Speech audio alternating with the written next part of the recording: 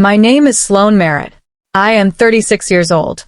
I have a law degree I never finished, 2 children I raised almost entirely alone, and an ex-mother-in-law who spent 8 months trying to convince a school, a church community, and a family court that I was falling apart, while I was quietly building the most organized legal record a family court mediator in Maricopa County had seen that year.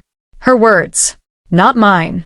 My husband left me for a woman he met at his gym. That part isn't interesting. What's interesting is that his mother had been shipping children's furniture to his new apartment for 4 months before he sat down at our kitchen table and told me he needed space to become the person he was meant to be. She knew before I did. And she made one mistake I don't think she ever fully understood. She assumed that because I had gone quiet, I had gone soft. Before I go any further, if this story is already sitting with you, take 2 seconds and hit subscribe. It means these stories keep coming. Drop a comment with your city and the year you stopped letting people underestimate you. I want to know where you're watching from. Now let me take you back to Scottsdale, Arizona, and a kitchen table that held more than one version of my life. The house was on a street where every yard was regulation trimmed and every mailbox matched. 3 bedrooms. A yard that needed mowing more than it got it. A garage Daniel had converted into a home office. Ergonomic chair, a standing desk mat in a color called sedge green, a mini fridge he stocked himself. Fine. Not warm. Just fine. I had been a corporate paralegal for 7 years before Bennett was born. Before that, I'd spent 2 years in a law program I left when Cora arrived and Daniel's income made the math look simple. The math was never simple. It just looked that way if you didn't count what I was contributing, which no one did, including me, for longer than I'd like to admit. The kitchen table was the center of the house the way a kitchen table is in any family home, not because anyone decided it, but because that's where things landed. Permission slips, sippy cups, the mail I sorted, and the mail Daniel would walk past for days. It was round, slightly too large for the space, with a scratched along one edge from when we'd moved it in, and a ring stain on the far side that a coaster could have prevented but never did. Cora was 6. She had opinions about socks, specifically that seams were unacceptable, and she had recently become very interested in whether insects could hear music. Bennett was 14 months. He smelled like warm milk and rubber and had a laugh that sounded like a question being asked. Those were the things I was protecting. Not the house. Not the routine. Them. I remember a Sunday in March, maybe 2 months before Daniel left, though I didn't know that's what it was yet, when the 3 of us were in the backyard while he was inside on a work call that ran through dinner. Cora was crouched over something in the grass. Bennett was in the carrier against my chest, and the Arizona afternoon was cooling down from brutal to merely warm. She looked up at me and said, very seriously, "Mom, I think ants know when you're sad." I didn't correct her. I said, "I think you're probably right." That was the part worth saving. I first noticed something shift in Daniel around that same time. Not a dramatic shift. More like a small door closing somewhere in a house you've mostly memorized. You don't see it, but there's a change in the sound, in the way air moves. He started laughing at things I didn't hear. He started coming home from the gym with more energy than he'd left with, which I had cataloged as a good sign without asking the obvious question of where it was going when he got home. The call I wasn't supposed to hear was in April. He was in the garage. I had come out to find Bennett's sun hat, the one with the snap under the chin that we'd left in the car, and I heard the voice before I registered what it meant. Not the words, the register. The trying to be quiet version of a laugh you give someone you've decided to give things to. I got the sun hat. I went back inside. I noted the time in my phone. 4:47 p.m. Not paranoia. Just precision. I'd been a paralegal long enough to know that what you don't write down doesn't exist.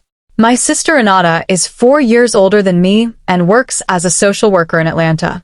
She has seen people fail children in every institutional way possible. Through neglect, through bureaucracy, through the specific cruelty of systems that run on paperwork processed too slowly by people paid too little. She does not have patience for performance. She has patience for logistics.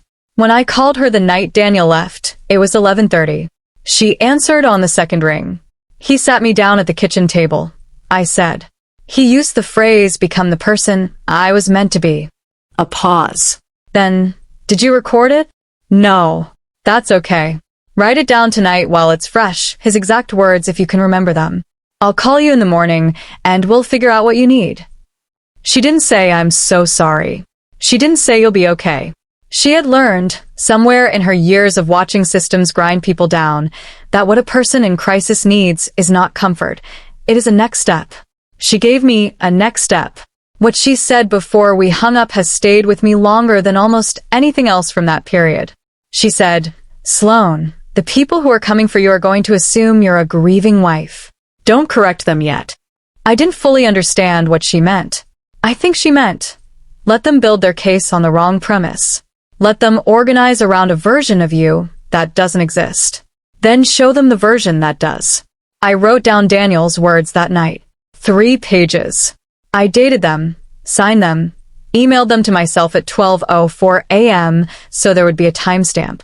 Then I opened the shared calendar app, the one we'd used for everything, pediatrician appointments, school pickup rotations, the plumber's window on the 3rd Tuesday of every month, and I looked at it the way I'd been trained to look at documents. Not for what it showed, for what it proved. 2 years of entries. Every single one added by me. Not one overlap, not one conflict, not one appointment Daniel had managed independently for our children in 24 months. I didn't print it that night, but I noted where it lived. I knew I'd be back for it. What I didn't know yet was that Daniel's mother had been planning this for longer than Daniel had. Judith Hargrove arrived at my door on a Tuesday, 5 days after Daniel left. She drove herself from Phoenix, a 40-minute drive she had never made uninvited before, not once in 6 years of marriage. She was wearing a cream linen blouse and sunglasses she didn't remove until she was standing in my entryway. She looked at the laundry basket at the bottom of the stairs, at the half-eaten rice cake on the coffee table, at the sippy cups in the drying rack, which were always clean, but which were drying on the counter instead of inside the cabinet where I suppose they belonged in her assessment.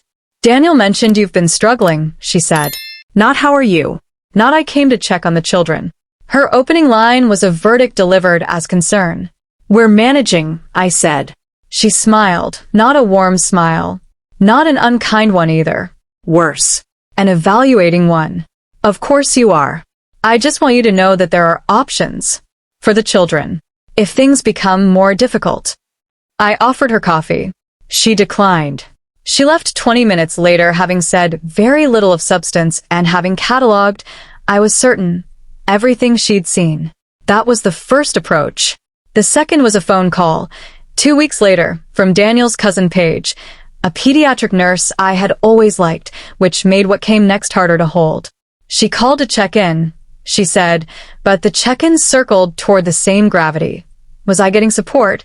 Was I sleeping? Had I talked to anyone professionally? I answered carefully and warmly, and said I was doing well.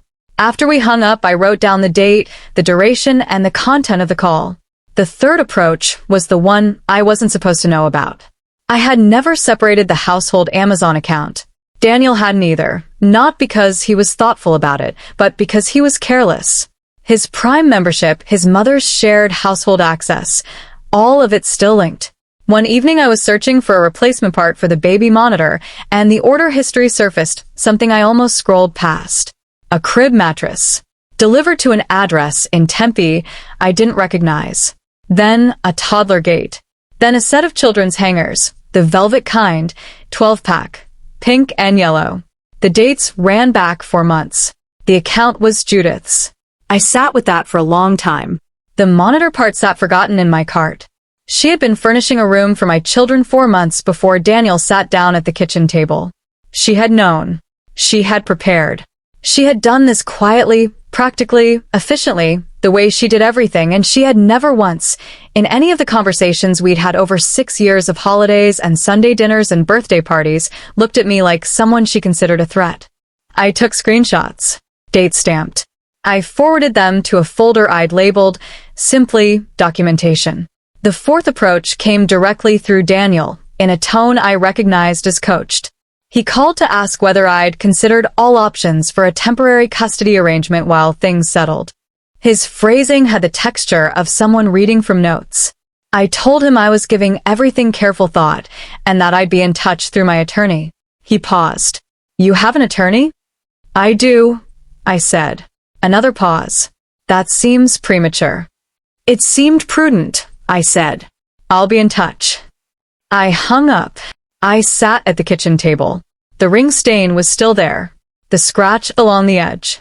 I opened my laptop and added 3 more entries to the documentation folder. I need to ask you something, and I want you to actually sit with it. Has someone ever looked at your calm as weakness? Has someone ever mistaken your silence for surrender? Drop the word quiet in the comments if you know exactly what I mean. Because what happened next is the moment Judith stopped working through proxies and came for me directly.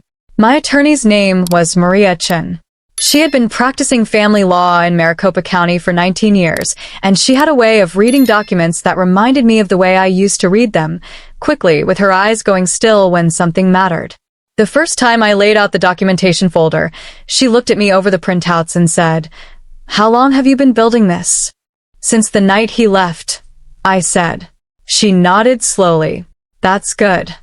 Then, what's your background?" I told her about the paralegal years, about the law program I'd left. She didn't say that's a shame. She said, "That explains the organization. Let's talk about what else you need." What I needed was an interim custody order that formalized the current arrangement, primary residence with me, before anyone had a chance to characterize what I was living as unstable. We filed within 10 days. The order came through in 3 weeks. I also, the same week Daniel left, installed a video doorbell. Not because I expected anything dramatic. Because I'd learned, in 7 years of handling other people's legal disasters, that the people who have documentation win, and the people who don't spend the next 2 years explaining things they can't prove. The night the interim order came through, I sat on the back porch after the children were asleep. The Arizona night was warm in the way that August nights are, not comfortable, exactly, but honest. The yard needed mowing again. The porch light attracted a constellation of moths, and I watched them for a while without thinking about anything in particular. Then I did think about something. I thought about Cora's face when she'd asked me about the ants, about Bennett pulling himself up on the coffee table edge and looking at me like he needed confirmation that standing was real, about every pediatrician appointment in the shared calendar, 2:15 p.m., children's wellness, Sloane Merritt listed as attending parent, every single time. I thought, I am not losing them, not as a battle cry, more like a fact I was confirming for myself, like checking a figure in a column that you already know is right. Cora's school held a volunteer morning the 3rd Thursday of every month. I had been a regular presence, reading groups, the book fair, the Halloween parade where I'd shown up in a hastily constructed witch's hat, and Cora had looked at me with a specific mortification of a child who both loves you and finds you unbearable. I was not informed of the October volunteer morning until the front office called me. The caller was the administrative assistant, whose name was Mrs. Portillo, and she had a voice that was trying very hard to stay neutral. "Mrs. Merritt, your daughter is asking for you. She's a little upset. There's a family member here who..." A pause. "We may have made an error." I was in my car in 11 minutes. The school was a low beige building with a painted mural of the solar system along the front hallway and a faint smell of dry erase marker and orange slices that I associated with every pickup, every drop-off, every ordinary Tuesday of Cora's school year. Mrs. Portillo met me at the front desk. Her expression was the expression of someone who had realized something had gone wrong and was braced for what came next. Judith was in the hallway outside the 2nd grade classroom. She was wearing a volunteer lanyard. She was holding a picture book. She looked, to any passing observer, entirely appropriate. That was what she was best at. She saw me. Something shifted in her face, a recalibration, quick and practiced. Then the smooth voice. "Sloane, I wasn't sure you'd been told. I submitted the form weeks ago, I assumed." "Where is Cora?" I said. "She's just inside. She got a little." "I'd like to see her." Mrs. Portillo opened the classroom door. Cora was at her desk with a teacher's aide beside her. She looked up when she saw me, and the tension left her face in a way that I felt in my chest like a physical thing, the specific relief of a child who is not certain you were coming and then you came. I crouched down. "I'm here," I said. "Grandma Judy said," Cora started. "You can tell me later," I said. Let's get you some water. I settled Cora in the library with a book and her teacher. Then I went back to the hallway. Judith was still there. She had the posture of someone waiting to give an explanation. The smooth voice was ready. I understand this may seem. I opened my bag. I took out the interim custody order. I handed it to Mrs. Portillo, not to Judith. This is the current custody document for Cora and Bennett Hargrove, I said. Section 4. Paragraph 2 specifies that third-party family members may not attend school events or activities without advance written consent from the primary custodial parent. I did not provide that consent. Mrs. Portillo looked at the document. She was a woman who had processed 17 years of school administration paperwork, and she read quickly. Her mouth pressed together. Judith said, very quietly, Sloane, I think we can resolve this. There's nothing to resolve, I said. Still quiet. Still even. The document is clear. I watched her hands. They had been holding the picture book loosely. They stilled. I'd also like to understand, I said to Mrs. Portillo, how a third-party contact form was processed and approved without notification to the primary custodial parent.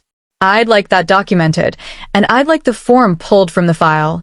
Mrs. Portillo said, absolutely. I'll take care of that today. Judith looked at me. I have thought about that look many times since. It was not rage. It was not cruelty.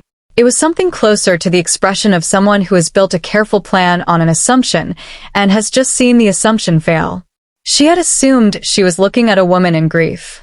Unorganized. Responsive rather than prepared. She had assumed the ground was soft. The ground was not soft. She said, I hope you know I only ever wanted what was best for the children. I said, I know you believe that. I picked up my bag. I walked to the library to get Cora. Judith left. I spent 6 minutes with the principal documenting the incident. She was professional and thorough, and she thanked me for bringing the order. I thanked her for her time. Then Cora and I walked to the car in the morning sun, and she told me about the ant she had found on her desk that morning, and whether I thought it was lost or just exploring. Exploring, I said. Definitely exploring. I want to know what you think happened next. Judith went back to Phoenix that day. Did she? A. Let it go and step back entirely. B. Contact Daniel and push him to escalate. C. Try one more approach, this time through someone closer. Drop A, B, or C in the comments. The answer is coming, and I think some of you already know. The guardian ad litem was appointed at Maria's request, and she interviewed Cora the following month. Her name was Dr. Felicia Osei, and she had a small office with a sand tray on the floor and a succulent on the windowsill that had grown lopsided toward the light. Cora, being 6, was not asked leading questions. She was asked about her days, about her home, about the people in her life.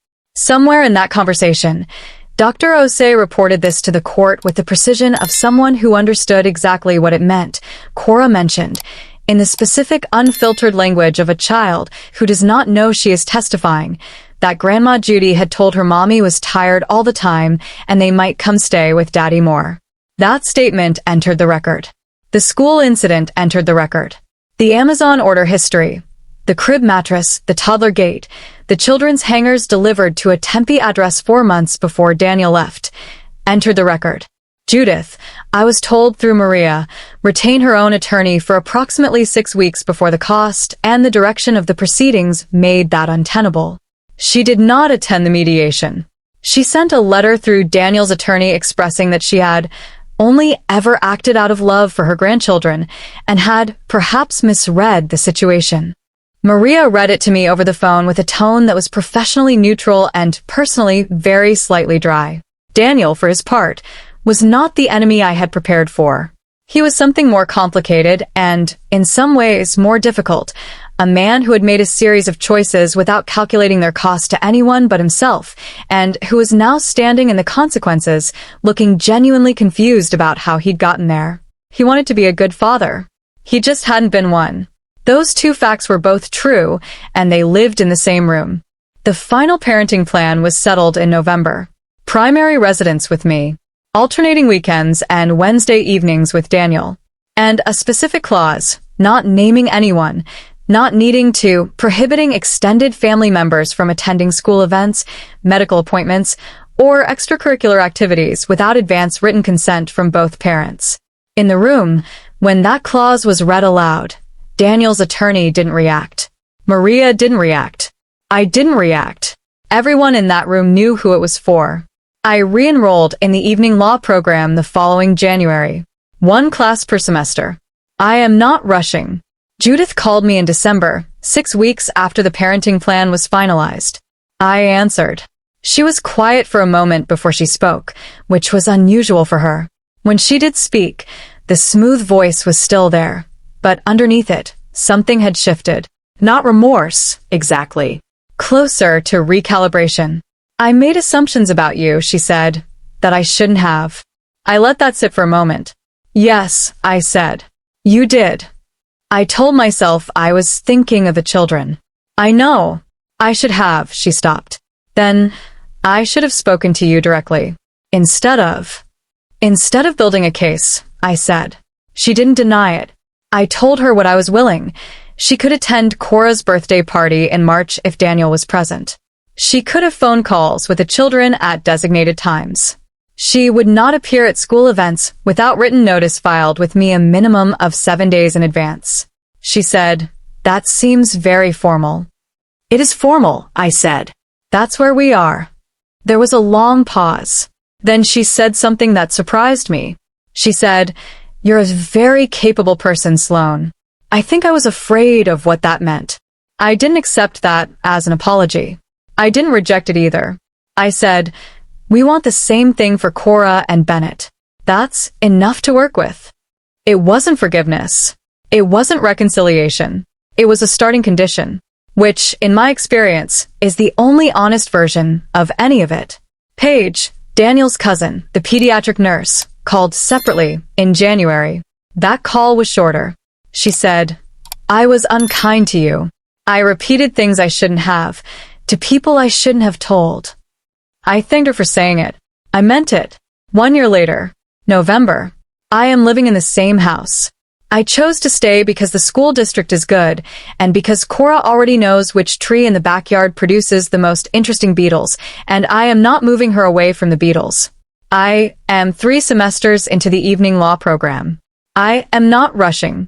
I have a study group that meets Tuesday nights and argues pleasantly about civil procedure over mediocre takeout, and that specific joy is one I had forgotten existed for me.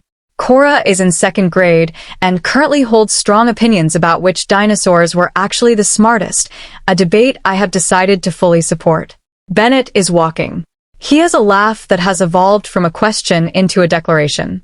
Daniel calls every other Sunday reliably. More reliably than he did when we were married. I don't say that bitterly. I say it as a fact about what structure can do for people who need it. The kitchen table is still there. The scratch along the edge. The ring stain that never came out.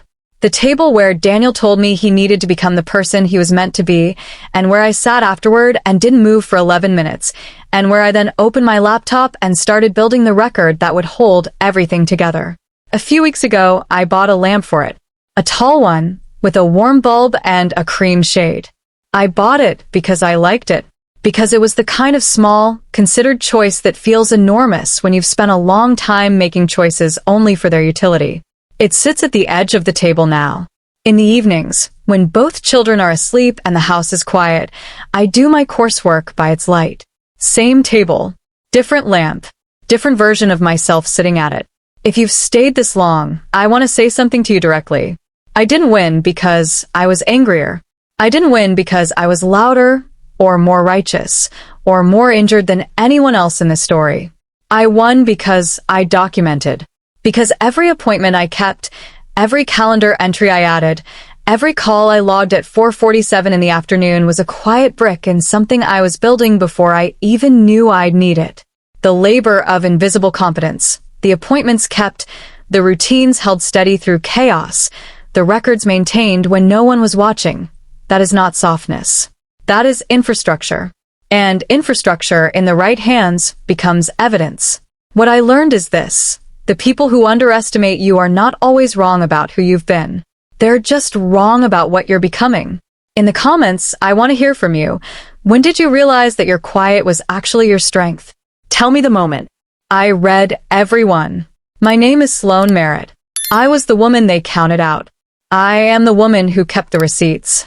If this story stayed with you, subscribe to this channel and share it with someone who needs to hear it. More stories are coming.